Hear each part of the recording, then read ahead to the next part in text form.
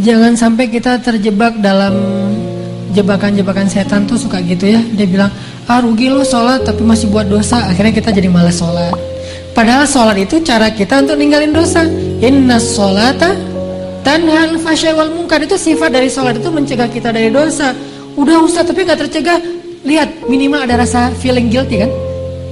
Itu bukankah itu bagian dari progres spiritual dalam diri kita? Dulu kita kan gak feeling guilty berbuat dosa. Sejak kita mulai sholat, berbuat dosa mulai feeling guilty kan. Walaupun gak langsung bisa meninggalkan, itu udah progres loh. Dan itu udah terbukti bahwa sholat itu benar-benar tanhal fahsya'i wal munkar. Mulai ngerasa gak enak, mulai ngerasa malu. Dulu gak ada malunya, malah bangga lagi berbuat dosa. Sekarang malu. Bukankah malu itu bagian dari iman? Berarti sholat membangun keimanan kita. Merasa gak enak sama Allah. Bukankah muraqabah itu bagian dari iman? Merasa dipantau oleh Allah. Mulai merasa setelah itu nyesal. Dulu gak ada nyesalnya, habis buat dosa biasa aja, malah bangga, malah cerita-cerita. Sekarang malah nyesal. Masih buat dosa sih, tapi setidaknya udah nyesal. Maka terusin sholatnya, perbaiki sholatnya, Allah akan perbaiki diri kita dari dosa. Jadi fokus kita perbaiki sholatnya. Oh mungkin sholat kita masih kurang tepat waktu. Oh mungkin sholat kita masih belum di masjid. Oh mungkin sholat kita belum di shaf pertama. Oh mungkin sholat kita belum banyak tambahin dengan gimmick sunnah-sunnahnya. Oh mungkin sholat kita belum banyak ditutup dengan istighfar setelah sholatnya, doa dan seterusnya. Perbaiki sholat kita, Allah akan perbaiki hidup kita.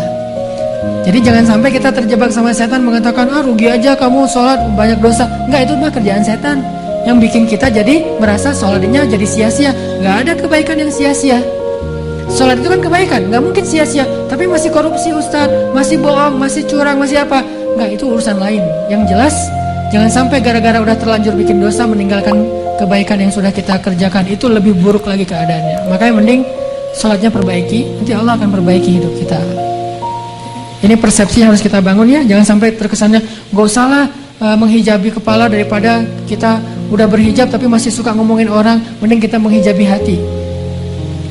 Nggak ada menghijabi hati, karena menghijabi hati itu sesuatu yang buruk.